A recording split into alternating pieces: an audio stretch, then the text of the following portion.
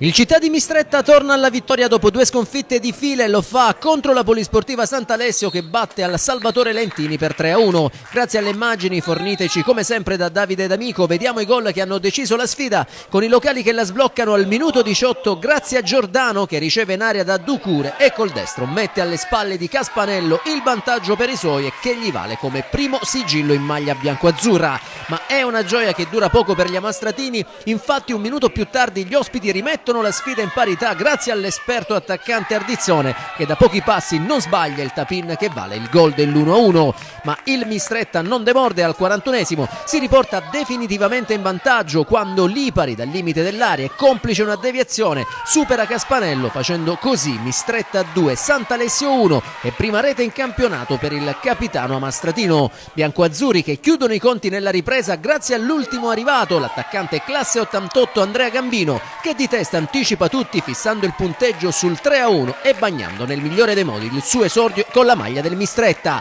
Con questo risultato i biancoazzurri salgono in classifica a quota 20 punti e si portano in quarta posizione, mentre il Sant'Alessio, che incassa l'8ª sconfitta di fila, rimane ultimo con un solo punto.